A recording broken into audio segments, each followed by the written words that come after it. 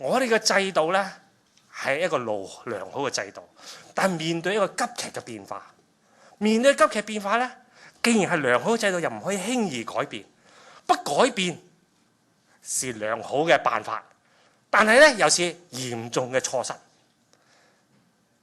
隨意改變咧，喺而家矛盾重重嘅世界裏邊咧，就俾人咧指責咧，成為咧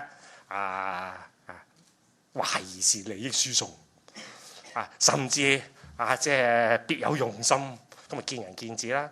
但係我哋由於長期不能獲解決咧，社會嘅呼籲嘅聲音咧，只係不斷地要求咧擴大咧政務司長嘅工作，擴大咧各種各樣嘅扶持嘅行為，協助貧困，協助冇良好嘅工作，要求政府創造好嘅就業機會、好嘅經濟機會。你有冇聽見過政府可以創造就業機會啊？如果有嘅話咧，北望神州啊，今日已經老早超越美國啦，仲使乜等多10年啫？1949年開始就可以超越，行30年就超越美國啦。政府點會係創造就業機會嘅？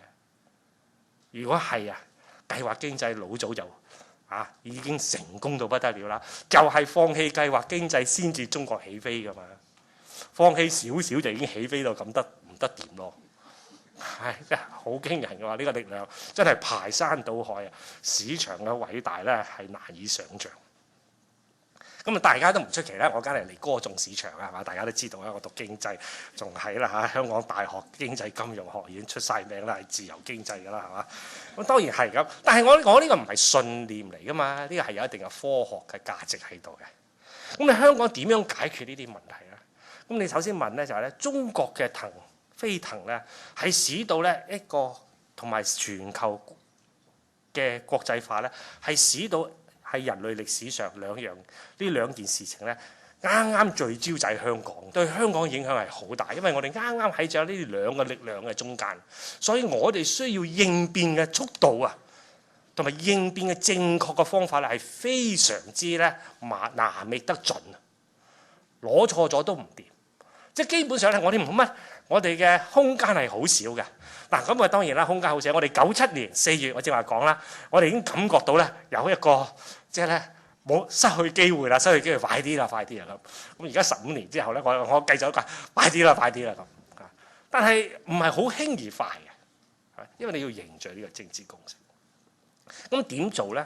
個藥係乜啦？病是什麼病？我講咗啦。